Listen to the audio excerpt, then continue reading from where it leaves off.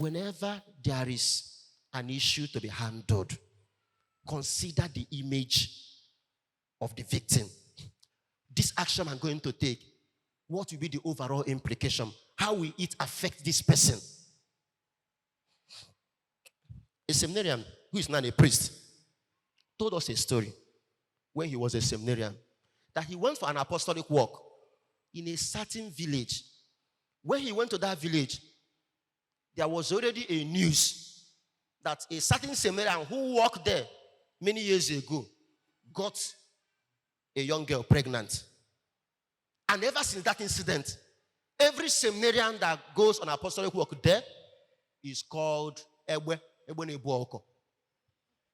So they gave seminarians new name, Ewe Nebuoko. So when the seminarian came,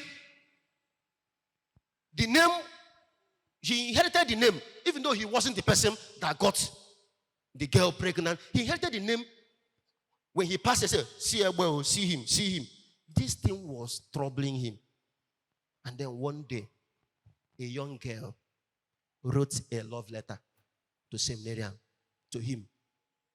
He picked the love letter, very beautiful love letter, where the young girl was professing love for Semi and everything. You are the sugar in my tea, the apple in my eyes. Whenever I sleep, I remember you, this and that. Beautiful things. Seminarian saw it as an opportunity to clear his image. What did he do? He took the letter and came to the place where CWO women were having their meeting. And when it was time for Seminarian to talk, he stood up and brought out the letter and read the letter to the hearing of all CWO women there. After reading the letter, he made a mistake by calling the girl's name. And the girl in question, the mother was the CWO president. The moment he mentioned the name, trust CWO now, the meeting broke into two. It was devastating. It was terrible. That was how the woman resigned as CWO president.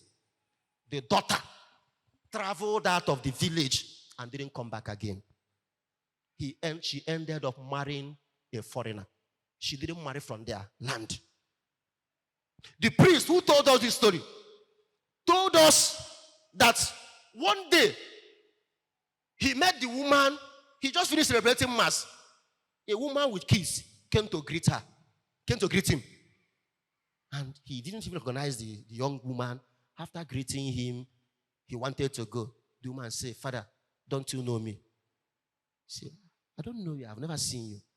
The woman laughed and said, "Father, I was that young girl that wrote you a love letter in our village when you were on apostolic work so and so time." The priest drew back, looked at her. The woman said, I said, "Father, you made me to run away from my village, that my mother did not survive that. My mother did not survive that. He developed high BP. That it took me years before I could get back to my village." When he said this, the priest then felt so pained. He was giving us this as an advice. Don't handle crisis this way. Don't handle crisis this way. He said he could excuse his younger self then because he was still a seminarian. He was younger, not with much experience and a maturity and reasoning. But he advised us never to handle things that way. Please, whenever you have crisis to handle, whenever you have things to handle, learn from Joseph. Handle it in a way that you are not going to put that person in shame. Handle it in a way. Pray God today to give us this compassionate disposition that even when we have to go about justice, let it be motivated by love, compassion, and overall well-being of that person by the desire to achieve a greater goal. Peace be with you.